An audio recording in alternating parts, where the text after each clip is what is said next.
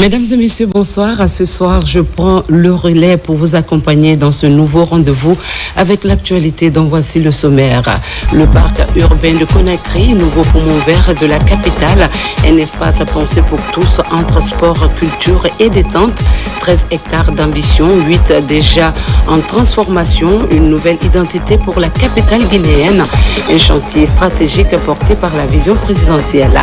BAC 2025, 2 noms en haut de l'affiche, Malon Magasuba et Sékou Keïta, premier de la République en sciences sociales et mathématiques, des efforts constants, des sacrifices silencieux, une détermination sans faille. Culture, Obentea, voix d'espoir à embrasser Zérékoré, des pas de danse pour la paix, une scène transformée en pont entre les peuples, un concert, mais surtout un message, celui de la paix en Guinée. Voici venu le moment de dénouer le fil des événements qui marquent l'actualité. À Conakry, les lignes de l'espace urbain s'esquissent autrement. Le ministre directeur de cabinet de la présidence et le ministre secrétaire général à la présidence ont arpenté le vaste chantier du parc urbain de Conakry. Une halte dans ce lieu appelé à devenir un emblème du mieux vivre à la guinéenne. Sur ces 13 hectares, dont 8 en plein modélage, le parc se dessine comme un creuset de rencontres, un arbre de culture, de sport et de détente pensé pour toutes les générations. C'est une promesse de respiration au cœur de la capitale. Omar Barry. Le développement urbain en Guinée franchit une étape décisive avec la réalisation du parc urbain de Conakry. Un projet structurant qui s'inscrit dans la vision ambitieuse du président de la République, son Excellence le général Mamadi Doumbouya. Porté par la dynamique du branding Guinée dans son volet La Guinée fait, ce projet incarne une volonté politique forte de transformer Conakry en une métropole moderne, inclusive et attractive. En visite ce vendredi 18 juillet 2025 sur le site en construction, Djiba Diakité, ministre directeur de cabinet de la présidence de la République et président du comité stratégique de Simandou, a réaffirmé l'engagement de l'État sous le leadership visionnaire de son Excellence le général Mamadi Doumbouya à offrir à la jeunesse guinéenne des espaces de qualité pour le sport, la culture et le bien-être. Il était accompagné du ministre secrétaire général de la présidence, le général Lamara Camara, et de plusieurs membres du gouvernement, dont les ministres Mouri Koundé de l'urbanisme et de l'habitat, Moussa Moïse Silla de la culture, du tourisme et de l'artisanat, Bogola Haba de la jeunesse et des sports, ainsi que des conseillers à la présidence et représentants de Rio Tinto et des entreprises impliquées dans le projet comme GPC. Bien plus qu'un espace de détente, le parc urbain de Conakry se veut un véritable vecteur de cohésion sociale et un catalyseur de vivre ensemble. Il répond aux besoins pressants de la jeunesse guinéenne de disposer d'infrastructures modernes, adaptées et accessibles. Pour le ministre Djiba Diakité, ces espaces constituent une priorité pour le chef de l'État, en ce sens qu'ils permettent à la fois l'épanouissement physique et intellectuel, la préservation des cultures locales et l'émergence d'un esprit civique fort. Ça, c'est un beau projet qui délivre une première phase. Il est aussi important, dans ces projets Branding Guinée, il y a aussi des expertises locales, des entreprises guinéennes qui ont l'expertise, qui emploient les meilleurs au monde pour bâtir des édifices en République de Guinée. C'est vraiment l'occasion pour nous de les féliciter aussi, GPC et tous les autres sous-traitants qui travaillent avec eux. C'est aussi l'occasion de féliciter encore une fois Rio Tinto. Ce que nous voulons faire comprendre aux entreprises, c'est en termes de sens de responsabilité. Comprendre que le général Mamadi Doumbouya, quand il demande d'utiliser les ressources minières de la Guinée au profit du peuple, ce n'est pas juste pour des volontés spécifiques, mais c'est un vrai besoin. Notre jeunesse en a besoin. Ça, c'est une première phase. La deuxième phase arrive juste à côté du lac, où nous allons aussi bâtir des édifices culturels, connecter cet édifice avec le lac d'Assikolo. Je rappelle que ce parc est connecté en fait avec une plage. Donc ce n'est pas des édifices que nous sommes en train de bâtir juste au-delà d'une vision. Et tout ceci font partie du cadre du programme Simandou 2040, notamment avec le composant Branding Guinée. Et c'est aussi un exemple pour les autres entreprises qu'au-delà du profit, il y a aussi ce qu'on appelle des responsabilités sociétales et c'est ce que Rio Tinto nous montre aujourd'hui. S'étendant sur 13 hectares, dont 8 en cours d'aménagement dans la première phase, le parc urbain de Conakry est conçu comme un lieu intergénérationnel de loisirs, de culture et de sport. Il comprend déjà un parking de plus de 300 places, 8 mini-terrains de football, 5 terrains de basketball, 2 cours de tennis, un terrain multisport, un grand terrain de football à gazon synthétique aux normes FIFA, une piste d'athlétisme conforme aux standards du Comité international olympique, une route d'accès moderne via la Corniche Nord et un système d'éclairage solaire pour une utilisation sécurisée de jour comme de nuit. C'est un terrain où règnent les sourires et le bonheur. J'espère vraiment que les jeunes viendront ici pour s'amuser en famille. Il a été construit par une entreprise locale, GPC, en partenariat avec Rio Tinto. Ce terrain est certifié au niveau international. Vous pouvez y organiser des compétitions et je crois comprendre que le parc peut accueillir 10 000 personnes pour des activités sportives et culturelles. J'espère donc sincèrement que les habitants de Conakry et les Guinéens pourront en profiter au cours de l'année à venir. Le ministre directeur de cabinet à la présidence nous a fait l'honneur de venir visiter avec notre directeur commercial de Rio Tinto qui est en visite en Guinée. Comme vous savez, Rio Tinto a un partenariat fécond avec le gouvernement guinéen dans le cadre de notre responsabilité sociale des entreprises. Nous nous sommes engagés en tant qu'entreprise à offrir, sur la demande du chef de l'État, une infrastructure au service de la communauté des citoyens de Conakry. L'infrastructure que vous voyez derrière moi s'étend sur une superficie de 13 hectares. La première phase est terminée. Elle est composée d'infrastructures sportives pour la plupart. Il y a aussi un aspect culturel qui est lié au parc, parce que la deuxième phase va concerner cet aspect-là. Il y aura un espace pour les enfants, un espace culturel qui permettra de faire des projections de cinéma dans le parc. Il va accueillir ce parc par jour plus de 10 000 personnes. On est très content aujourd'hui de pouvoir boucler sur ce terrain qui était marécageux cette première phase avec le gouvernement. Nous n'aurions jamais pu le faire sans le terrain nécessaire. Et celui-ci nous a été fourni par l'État. Si les gens se souviennent de ce qu'était cet endroit, c'était un marécage puis une décharge. C'est donc un formidable partenariat qui a permis de voir ce projet se concrétiser en peu de temps.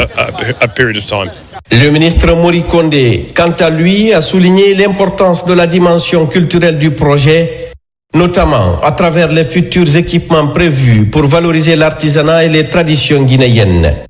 Le parc urbain de Conakry est bien plus qu'un espace vert. Il est le symbole tangible d'une Guinée tournée vers l'avenir, une Guinée qui place sa jeunesse, sa culture et son développement durable au cœur de son action publique. Dans cette dynamique, le branding guinéen se matérialise comme un levier stratégique de transformation et de réappropriation de l'image du pays sur la scène régionale et internationale. Le comité stratégique, sur instruction du chef de l'État, le général Mamadi Doumbouya, a initié la construction d'un parc urbain pour mettre à la disposition de la jeunesse de Kaloum, de Conakry et de toute la Guinée entière. Cet espace abritera plusieurs édifices, comme vous le voyez déjà, et qui permettra à notre jeunesse de se hisser au rang des jeunes de la sous-région, mais également de notre continent africain. Dans le cadre de la réalisation de ce projet d'envergure, l'accent est mis sur le respect du contenu local. L'entreprise guinéenne GPC, en charge des travaux dirigée par Amadou Kaba, a garanti le respect des normes internationales de qualité et la valorisation des compétences guinéennes. Une démarche qui témoigne de la volonté des autorités de faire du branding Guinée un des composants du programme Simandou 2040, une politique nationale structurante fondée sur la compétence locale et la fierté nationale. C'est un projet extraordinaire que GPC et ses partenaires ont pu réaliser dans un délai record. C'est un projet fantastique pour la Guinée et pour les Guinéens qui donne le sourire à la jeunesse guinéenne. Nous devons préserver le projet, nous devons prendre soin de ce projet parce que c'est un bijou national. Et c'est pour la Guinée et c'est pour les Guinéens. Un très bon travail collectif avec GPC et Simfer pour livrer la première phase, qui est en fait un terrain de foot homologué FIFA, qui est un des seuls terrains avec gazon artificiel en Guinée, d'après ce que j'ai pu comprendre, qui répond aux normes FIFA. On a une piste d'athlétisme qui correspond aux normes olympiques, et puis des infrastructures qui sont très jolies et qui vont améliorer le cadre de vie pour la population de Conakry. Et surtout pour moi, ce qui est très important, c'est qu'on a travaillé ensemble avec des entreprises guinéennes et on a livré des infrastructures de qualité qui seront pérennes pour les Guinéens. Le parc urbain de Conakry s'intègre dans un plan global d'aménagement présidentiel incluant 2 autres projets majeurs, le centre récréatif de Bassi-Kolo et le complexe Kamayen Plage. Ces 3 sites constituent un réseau cohérent et complémentaire destiné à faire de Conakry une ville moderne qui allie développement durable, loisirs, sport, culture et attractivité économique. Une belle vitrine du branding en pleine construction. Diplomatie citoyenne à Monrovia, le président du Conseil national de la transition a échangé avec la diaspora guinéenne. Dr Dansa Koroma a mis l'accent sur les avancées contenues dans le projet de nouvelle constitution, tout en appelant au respect des lois du pays d'accueil. Un moment de sensibilisation, mais aussi de fraternité pour renforcer la cohésion au-delà des différences. Compte rendu, Abdoulaye Diallo. C'est une communauté très enthousiaste qui reçoit le président du Conseil national de la transition. Cette mobilisation est l'expression de son engagement à soutenir les réformes sectorielles et institutionnelles engagées sous la clairvoyance du général Mamadi Doumbouya. Nous constatons le progrès, le changement de ton, de méthode et d'ambition pour le bien commun. Ce sont des signaux encourageants qui renforcent notre espoir et notre volonté d'apporter, nous aussi, notre pierre à l'édifice.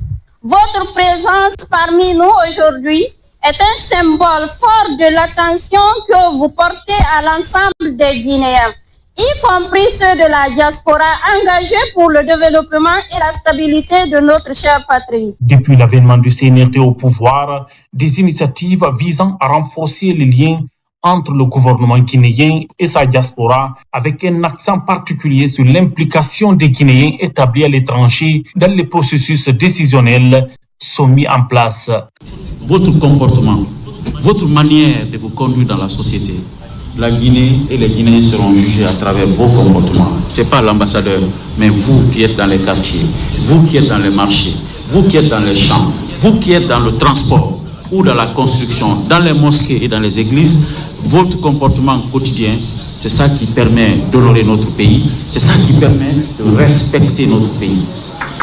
Quelles que soient nos occupations, quel que soit le calendrier, on ne peut pas venir au Libéria sans vous rencontrer. Vous serrez la main, vous encouragez et partagez quelques mots aimables avec vous, les mots du président de la République. Parce que vous êtes ses représentants.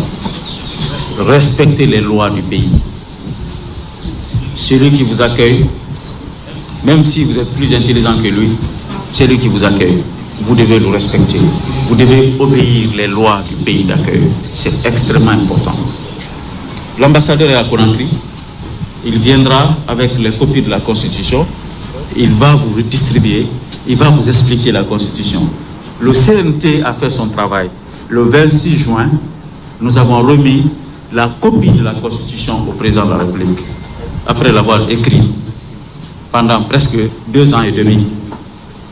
Nous sommes actuellement occupés, plus occupés qu'avant, parce que nous sommes en train de faire les lois organiques. Il y a 26 lois organiques. Quand vous faites une constitution, si vous ne faites pas les lois organiques, vous n'avez pas fait une constitution. Donc on a 26 à faire. La loi organique la plus difficile, c'est le code électoral. On vient de terminer le code électoral. Ça attend la validation du président. Et ce code électoral, c'est presque 376 articles. La Constitution n'a que 199. Le code électoral a 3 fois. Après ça, la charte des partis politiques. Comment la vie politique sera organisée en Guinée. Après ça, le code des collectivités. Et toutes les institutions qui sont créées et revues doivent avoir une loi qui les correspond. Le président de la République, l'Assemblée nationale, le Sénat, la Commission nationale de développement, etc. Toutes ces institutions-là, pour qu'elles soient mises en place, il faut une loi organique qui les crée. Donc le gouvernement va travailler avec les missions diplomatiques pour venir toucher, en partenariat avec le Conseil des Guinéens, pour vulgariser le projet d'ici le référendum. Et le CNT va accélérer aussi pour que toutes les lois organiques soient faites d'ici le référendum et notre pays va rentrer dans une normalité constitutionnelle. Auparavant, Dr Dansa Kourma et son homologue de la Sierra Leone se sont entretenus avec le président du Parlement du Libéria. Un tête-à-tête qui s'est achevé par la visite des locaux du siège de l'Assemblée nationale de ce pays frère. Et puis instaurer les valeurs républicaines au sein de l'administration dès l'entrée en fonction. C'est dans cette dynamique que la ministre de la promotion féminine de l'enfance et des personnes vulnérables a procédé à la remise du projet de nouvelle constitution à chaque agent de son département. Un acte qui traduit la volonté du gouvernement de promouvoir une culture de responsabilité, d'éthique et de redevabilité dans le service public. Mohamed Kamara, Souleymane Kamara. Au ministère de la promotion féminine, de l'enfance et des personnes vulnérables, le point de départ de vulgarisation du projet de nouvelle constitution débute par le contact direct entre Charlotte Daffé et les travailleurs du département. Une occasion pour la ministre en charge de la promotion féminine de remettre officiellement à chaque fonctionnaire un exemplaire du projet de nouvelle constitution. Nous sommes en train de vulgariser le projet de nouvelle constitution. C'est pour ça que vous avez sur cette table quelques exemplaires du projet de nouvelle constitution que vous allez tous prendre, lire, identifier là-dedans des points qui sont vraiment sensibles à notre département. Au niveau de l'article 6 et l'article 7, vous avez des choses qui concernent directement le département en charge de la promotion féminine et de l'enfance, parce que nous sommes le département qui a l'humain au centre de toutes ces préoccupations. À travers ce geste, la Guinée renforce son engagement en faveur d'une administration efficace, éthique et au service de l'intérêt public. Par exemple, l'article 6 qui parle de la personne humaine, non seulement de sa sacralité, de sa dignité, ainsi de suite, voici des objets ou des domaines dans lesquels nous intervenons. Nos cibles sont prises en compte effectivement dans la nouvelle constitution, donc ça nous réjouit à plus d'un titre. On a l'espoir que la solidarité nationale sera effective. En transmettant ces valeurs avec solennité, le gouvernement trace la voie d'une modernisation exigeante où l'éthique, la performance et l'engagement collectif deviennent des piliers incontournables du service public. Pour ces jeunes recrues, c'est bien plus qu'un document officiel, c'est un pacte moral, une promesse d'excellence au service de la nation. Puisqu'on en parle, à Boké, la campagne de vulgarisation du projet de la nouvelle constitution prend une nouvelle dimension. Autorités régionales, préfectorales et leaders religieux se sont donné rendez-vous à la Maison des Jeunes. Portée par le gouvernement, elle vise à expliquer, y compris dans les langues locales, les grands axes et les bénéfices de la future loi fondamentale afin de mieux rapprocher le texte des populations. Mohamed Kamara, Bakar Junior Kamara. Comme l'exige la tradition, c'est ici au vestibule du patriarche de Kakandé que la délégation gouvernementale a donné le coup d'envoi de la vulgarisation du projet de la nouvelle constitution avant d'être reçue par les populations de Boké à la Maison des Jeunes. Un accueil chaleureux malgré les pluies diluviennes sur Boké ce dimanche. Les autorités régionales et préfectorales ont d'abord relaté les avantages de cette nouvelle constitution avant de demander aux citoyens d'être acteurs de cette vulgarisation afin de faciliter la compréhension du contenu pour toutes les catégories sociales. De la consultation populaire à la présentation de l'avant-projet, le produit fini, après toute analyse, de par sa richesse et de son contenu, a révélé que c'est une constitution qui nous ressemble et qui nous rassemble. Coupler la projection des articles innovants de cette loi fondamentale avec la tradition dans les langues locales et la technique pédagogique qui a permis à la population de Boké de largement comprendre les avantages de cette constitution. La nouvelle constitution explique et trouve solution à certaines de nos difficultés. Également, le projet de la nouvelle constitution garantit un emploi décent et promet le respect de nos lois. Les membres du gouvernement sont satisfaits de la mobilisation et l'adhésion des populations de Kakandé. Nous avons passé en revue les points essentiels qui constituent en grande partie des innovations pour ce projet de nouvelle constitution. C'est un avant-goût, permettre à toutes les couches sociales de comprendre le contenu de la nouvelle constitution qui va être votée très bientôt par référendum. Toutes les préfectures relevant de la région administrative de Boké recevront cette délégation gouvernementale pour la vulgarisation du projet de nouvelle constitution, une loi dont l'esprit fondamental est de promouvoir la justice sociale. Direction Mamou, la ville Carrefour où plusieurs membres du gouvernement séjournent. Objectif, expliquer, convaincre et rapprocher le contenu de la nouvelle constitution des citoyens à l'approche du référendum prévu le 21 septembre prochain. Les échanges s'intensifient sur le terrain. Les émissaires du gouvernement décryptent les innovations et les bénéfices attendus de cette future loi fondamentale. Mounir Bari. Sur instruction du Premier ministre, chef du gouvernement, ministres et secrétaires généraux se déploient à l'intérieur du pays pour échanger directement avec les citoyens. À Mamou, le ministre de l'Enseignement supérieur et celui en charge du secrétariat général du gouvernement mènent des consultations publiques autour des innovations contenues dans le projet de constitution. Cette tournée vise à rapprocher le texte des populations et à encourager chacun à s'en approprier. Pour chacun d'entre nous, dans son secteur, nous avons souligné les innovations apportées, notamment dans l'éducation. La nouvelle constitution consacre l'éducation comme étant un secteur prioritaire et d'ailleurs consacre la gratuité de l'enseignement, que ce soit au niveau de l'école primaire, du secondaire, mais surtout de l'enseignement technique professionnel et de l'enseignement supérieur à tous les niveaux. Cela est à saluer. Et la nouvelle constitution aussi demande à l'État de mettre le budget adéquat pour réaliser un tel objectif. Mais il y a d'autres innovations comme la couverture médicale universelle, la sacralité de la vie humaine, etc. etc.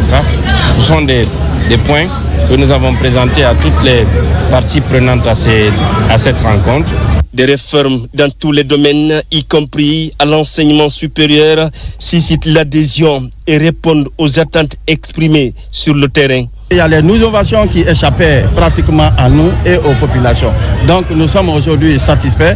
Nous également, à notre tour, étaient présents ici les différents préfets de la région administrative de Mamou, les sous-préfets, les délégations spéciales et toutes les parties prenantes. Nous allons nous déployer sur le terrain à l'effet d'expliquer aux populations le contenu réel de cette nouvelle constitution. À la maison des jeunes de Mamou, ministres, experts et administrateurs mènent cette campagne de proximité dans une atmosphère d'écoute et de pédagogie conformément aux orientations du Premier ministre chef du gouvernement. On retourne dans la préfecture de Boké pour parler du même sujet. Les responsables de la synergie générale Mamadi Doumbouya 2025 sont allés à la rencontre des citoyens. Objectif, vulgariser le contenu de la nouvelle constitution et expliquer les enjeux du texte soumis au référendum. Mekeni Moussa Kamara et Marwan Kamara. Les responsables du mouvement général Mamadi Doumbouya 2025 multiplient des stratégies pour mieux vulgariser le contenu de la nouvelle constitution dans les zones rurales. Pour atteindre cet objectif, ils se sont rendus à Kamfarandé, une des sous-préfectures de Boké, pour sensibiliser et convaincre les populations à une adhésion massive à ce projet. Notre objectif est la vulgarisation de la nouvelle constitution, c'est-à-dire dire à la population ce que vous avez voulu, c'est ce qui est dans la constitution. Parce que nous savons tous que cette population a été consultée tout au long du processus d'élaboration de la Constitution. Donc ce qui est dans la Constitution n'est pas étrangère à la population. Ça c'est un deuxième membre. C'est pour les sensibiliser aussi pour le vote en faveur du oui. La nouvelle constitution représente pour nous la loi fondamentale, ce à quoi le peuple de Guinée et les autorités de la transition ont convenu pour le futur meilleur de la Guinée. C'est pourquoi le CNT, par une approche participative et itérative, est passé consulter les populations guinéennes pour qu'elles puissent savoir qu'est-ce qu'il faut consigner dans ce document.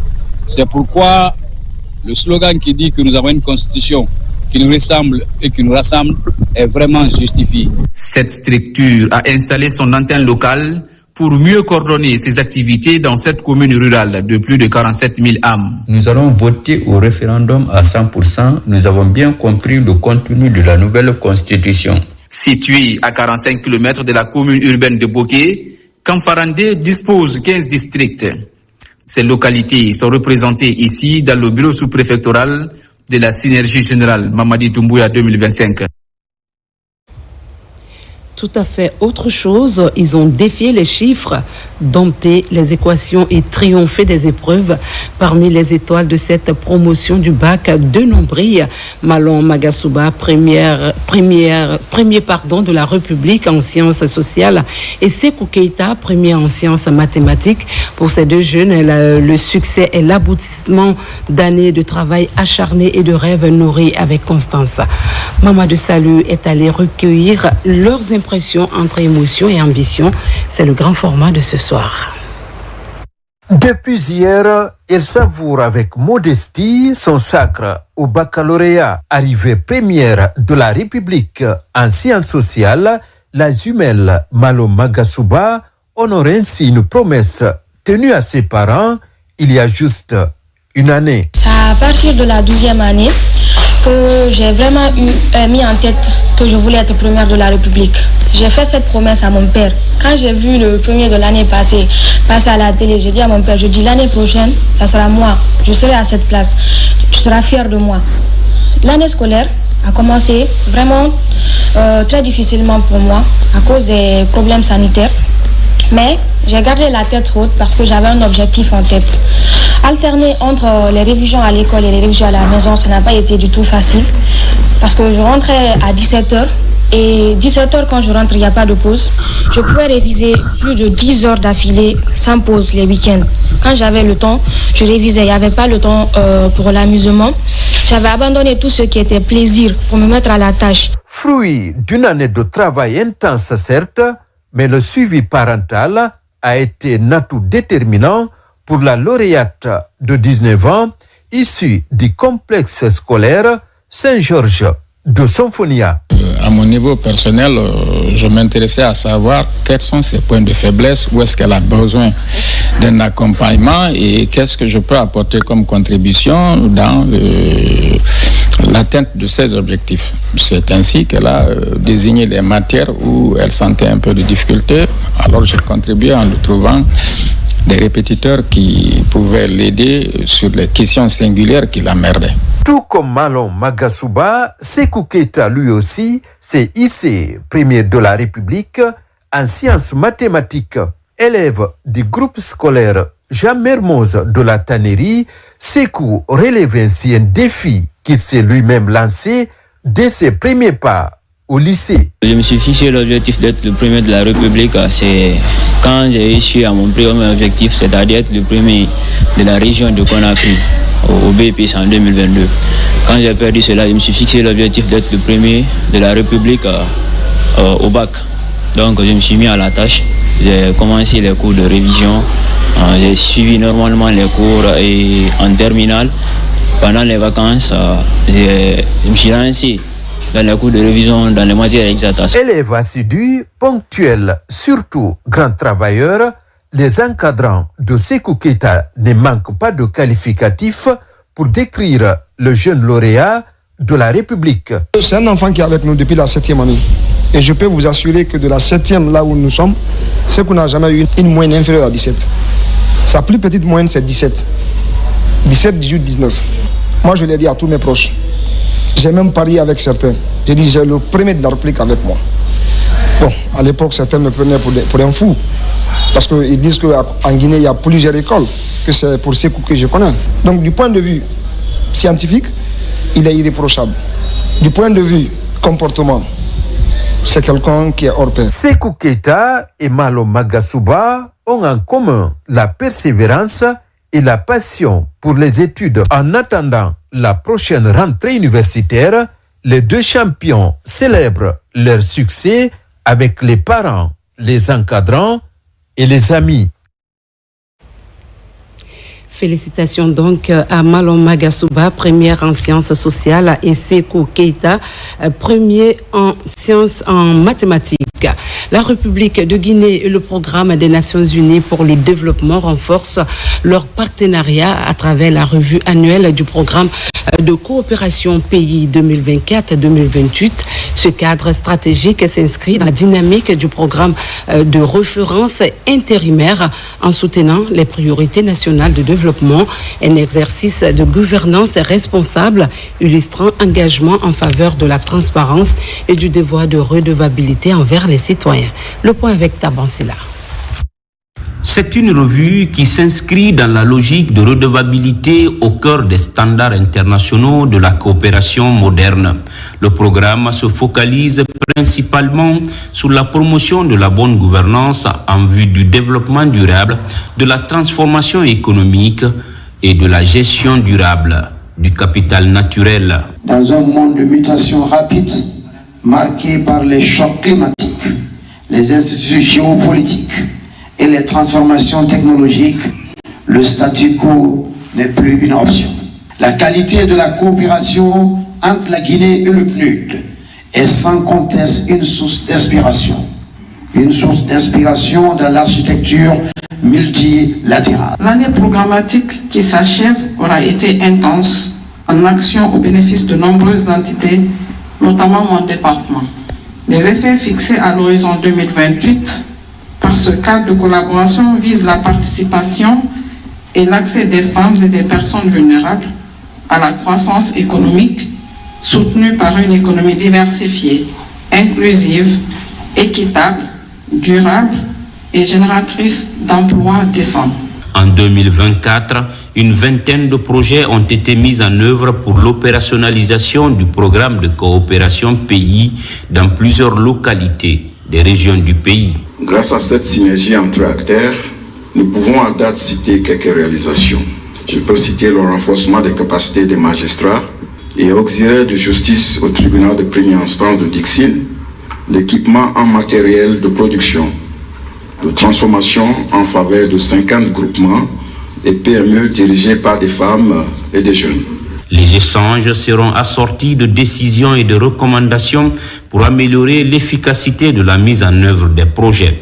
D'ici à la fin de 2028, les populations, en particulier les femmes et les jeunes, devront pouvoir exercer leurs droits dans un environnement pacifique et participer aux prises de décisions qui affectent leur bien-être. Décentralisation, une nouvelle instance de pilotage installée à Kindia, dans la capitale des agrumes, s'est tenue l'installation du comité régional de mise en œuvre des chemins d'aménagement et de développement, une structure technique chargée de mieux encadrer les dynamiques locales et de soutenir de manière ciblée les initiatives de terrain. Des précisions avec Yaya Silla. Le comité de mise en œuvre de schémas d'aménagement et de développement de la Basse-Guinée est officiellement installé.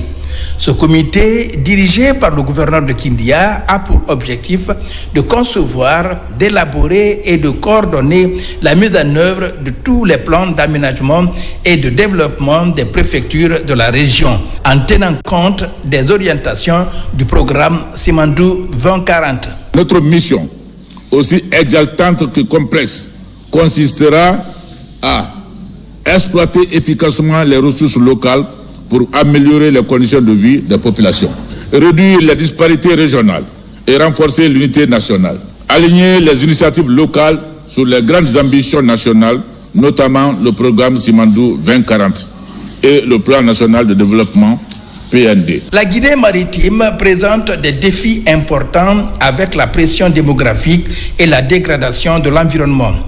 Le ministère du Plan s'appuie désormais sur ce comité technique pour offrir et veiller à l'application des schémas d'aménagement adéquats dans cette région naturelle. Votre mission consistera à effectuer une analyse territoriale approfondie, proposer des orientations claires pour la gestion des territoires côtiers, des zones économiques spéciales, des bassins agricoles et des corridors logistiques.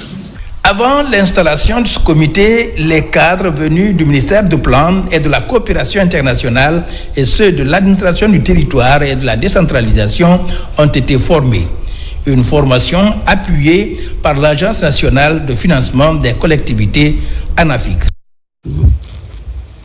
Comment renforcer les compétences techniques et managériales des PME pour faciliter leur accès au financement? C'est à cette question que s'attelle désormais le ministère du Commerce, de l'Industrie et des PME en partenariat avec le Bureau international du travail.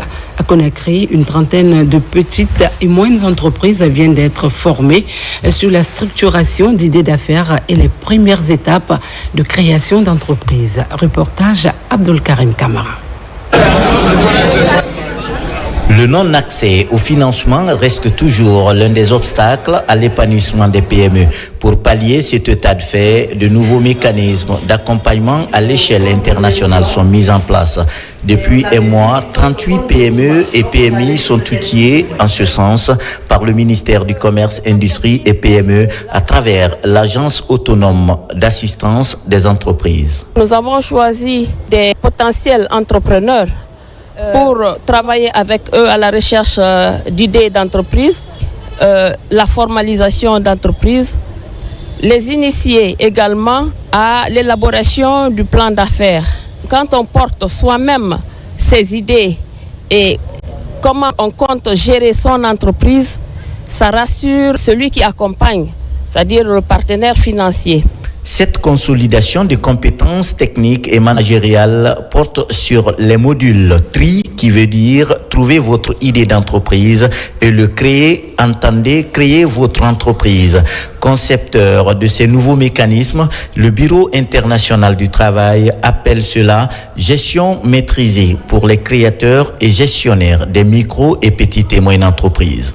Une formation vraiment qui me tenait à cœur parce que je voulais savoir comment faire un plan d'affaires. Le contenu a vraiment répondu à nos attentes. C'est des documents qui viennent du BIT. On a bénéficié de pas mal d'outils. Le ministère, comme toujours, ambitionne de renforcer les capacités, les habilitations des micro, petites et moyennes entreprises en leur donnant les qualifications qu'il faut, mais en créant des passerelles pour qu'elles puissent bénéficier des différentes opportunités qu'offre notre beau pays, pour que ces PME contribuent davantage à l'économie nationale, pour qu'elles puissent jouer un rôle de premier plan dans le développement socio-économique de notre pays. L'Agence autonome d'assistance aux entreprises compte jouer aussi le rôle de mise en relation entre ces entreprises et les banques, qui sera une suite logique de ce programme du BIT présent dans plus de 95 pays.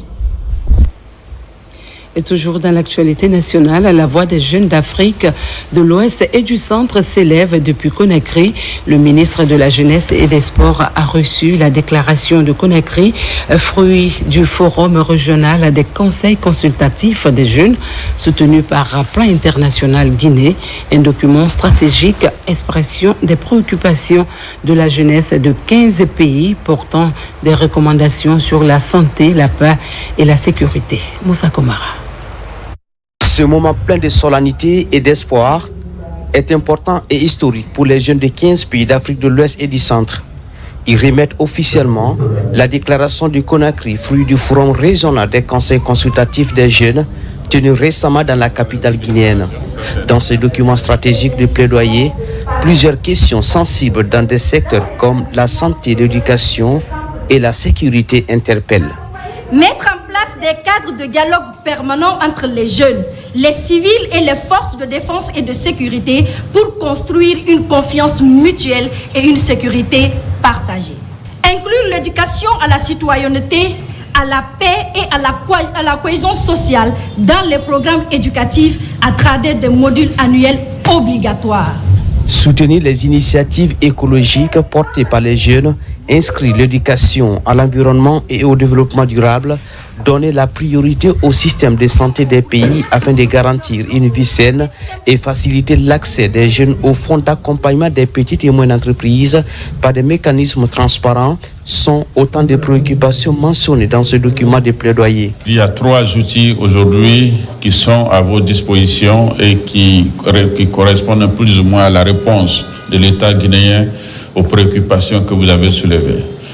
La première, c'est la Constitution, le projet de Constitution que vous avez maintenant en main et que nous pensons qu'elle intègre une bonne partie de vos préoccupations, que nous appelons à ce que nous travaillons pour sa vulgarisation, pour que le peuple de l'État vis-à-vis de ses citoyens. À l'issue de la rencontre, 2000 exemplaires du projet de nouvelle constitution sont remis au président du Conseil national de la jeunesse pour une large vulgarisation d'ici le 21 septembre 2025, date du référendum constitutionnel. Sans transition, la salle du 28 septembre du Palais du Peuple a abrité le lancement officiel de la rencontre nationale sur le plan d'orientation et d'insertion professionnelle des jeunes de Guinée, une initiative de la coopérative Jeunes pour le développement durable qui vise à accompagner plus de 1000 jeunes entrepreneurs dans leur parcours. Présent à la cérémonie, le ministre de la Jeunesse et des Sports a salué l'engagement de cette jeunesse consciente de son avenir. Compte rendu, Sekoussouma Salifou Silla. Plusieurs thématiques autour de la planification et de l'orientation des jeunes pour bâtir une Guinée nouvelle ont été abordées lors de cette rencontre nationale. L'objectif est d'amener les jeunes à mieux se structurer, à s'engager, à s'organiser pour un avenir meilleur. Ce programme national ambitionne de financer plus de 1000 jeunes entrepreneurs et d'orienter 300 autres vers des projets viables. L'atelier national de planification et d'orientation a été conçu pour corriger cette fracture et bâtir un cadre d'accompagnement concret autour de 3 piliers. 1. L'orientation stratégique et professionnelle. 2. La planification de parcours. 3. L'insertion économique et sociale. Étudiants, porteurs de projets, jeunes employés ou entrepreneurs, tous saisissent cette opportunité pour renforcer leurs capacités, structurer leur ambition. Aujourd'hui, la Guinée a besoin de tous ses fils, notamment de sa jeunesse, pour qu'elle soit informée, éduquée et préparée au monde du travail. Je me réjouis de l'autre côté du fait que ça soit porté par un jeune qui a décidé de prendre une partie de son temps, de son réseau, surtout de ses moyens, pour mettre à la disposition de la jeunesse guinéenne, histoire de dire à la jeunesse qu'il faut qu'on se soutienne, il faut qu'on s'accompagne, il faut vraiment qu'on puisse s'inspirer nous-mêmes. Cette rencontre se veut un cadre d'échange constructif, favorisant l'adoption de bonnes pratiques entrepreneuriales. Elle s'inscrit dans la dynamique du programme entrepreneurial du projet Simandou 2040. Le secteur privé a décidé d'assumer pleinement ce rôle d'emploi des jeunes, d'insertion des jeunes, et ils étaient avec nous dans les communes, ils sont avec le ministère, ils seront avec évidemment ces organisations privées, ces ONG privées, pour pouvoir passer son temps qui sont les réservoirs pour pouvoir absorber. Et ils ont besoin d'assurance. Après le lancement officiel, les activités se poursuivront dans les communes de Ratoma et Sonfonia, ainsi que dans les préfectures de Dubreka, Kindia, Mamou, Kankan et Zérékouré. Commune de Matoto, gestion de la sécurité et de l'ordre public. Une nouvelle garde communale dotée d'équipements modernes vient d'être mise en place pour assurer la tranquillité des citoyens. Composée de 40 jeunes, cette brigade veillera sur la salubrité des rues et autres espaces publics. Elle s'inscrit dans un cadre juridique fondé sur les compétences décentralisées des collectivités locales. Aboubakar Diaby nous signe ce reportage. Après leur recrutement, ces agents de la garde communale ont suivi des formations qualifiantes. Aujourd'hui, ils sont dotés d'équipements modernes pour répondre aux attentes. À la mairie de Matoto, cette nouvelle garde communale est présentée. Cette police communale est établie sur les bases juridiques de la brigade pour appuyer et assurer le maintien d'ordre et la sécurité dans la commune. Cette garde communale, messieurs les officiers de la gendarmerie, de la police, nous vous confions notre garde communale.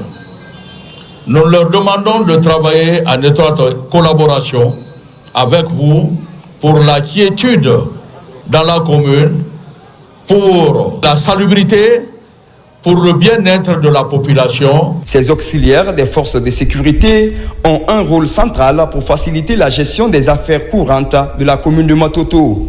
Ils sont autorisés à veiller sur la salubrité des rues, des marchés et autres lieux publics en vue de prévenir les troubles et les infractions. Les chefs de quartier, d'abord, ont été contactés de fournir les agents dans les différents quartiers, dans les 13 quartiers. Et il y a un critère qui a été mis en place. Il faut que l'agent sache lire et écrire, qu'il soit âgé de 20 à 25 ans et qu'il ait une moralité, une bonne moralité.